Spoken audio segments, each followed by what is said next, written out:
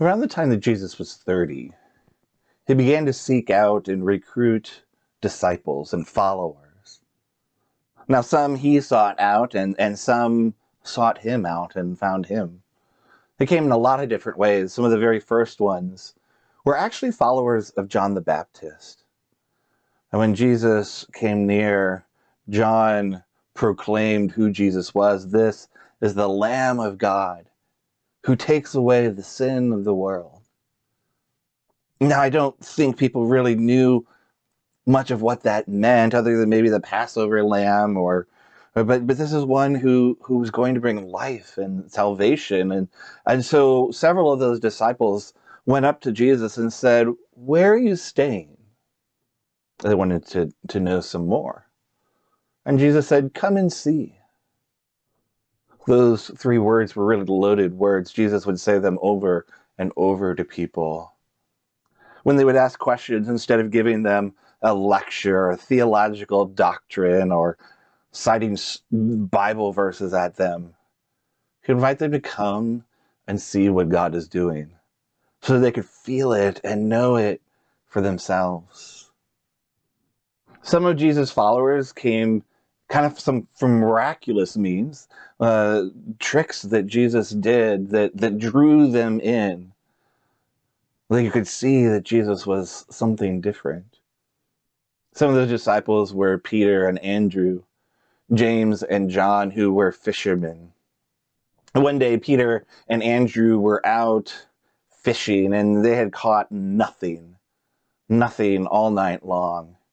And they were about ready to give up when Jesus approached and said, why don't you throw your nets on the other side? I imagine they're like, yeah, because all the fish hang out on one side of the boat, man who is not a fisherman.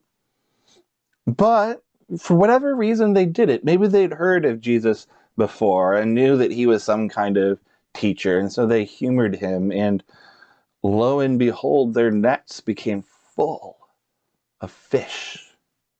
I actually imagine that God just simply made them swim into their nets, but when they tried to pull them up into the boat, it was so many fish that their boat started to sink, and that's when James and John came along. It was almost like in the wilderness with the quail when the people were complaining that they didn't have any meat to eat, and God gave them so much quail that it was coming out their noses. Well, however it happened, they realized that Jesus was something special.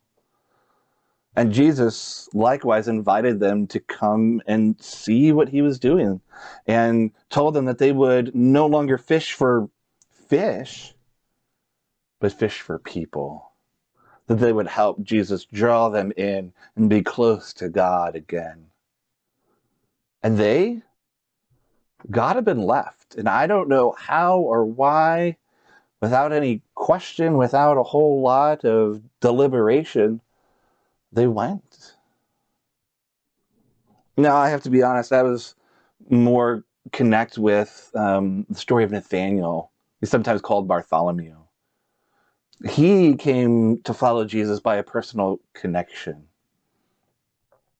You see, Nathaniel's brother, Philip, was one of those people that was following John the Baptist and came up to Jesus. And Philip, after that encounter with Jesus and John the Baptist, came and told Nathaniel, "We have found the Lord." And Nathaniel is, by nature, seems to be a skeptical guy. Oh, now, sure. I'm sure you did. The Messiah, I know, right? Probably wasn't the first time that Philip had come and said that. But when he actually got to meet Jesus, Jesus clearly knew Nathaniel, having never met him before. He said, here is an Israelite in whom there's no deceit. He's not just going to believe anything. And then Jesus says, "Nathaniel, I saw you when you were under the broom tree." Now, I don't know what Nathaniel was doing under that broom tree, but I imagine it was his quiet place. It was a place where he could just be himself and relaxed and think. And Jesus knew him there, a place that nobody else really knew. Jesus saw him for who he was when nobody else was around.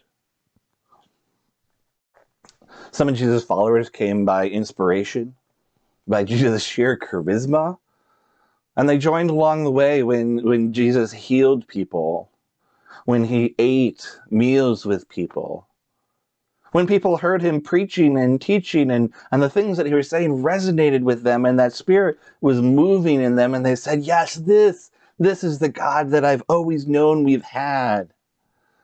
And they just couldn't stay away from him. Now, some of those disciples were official disciples. There were 12 of them that were kind of like doctoral students with a supervisor, or like apprentices to a rabbi. There was the younger James and Judas Iscariot.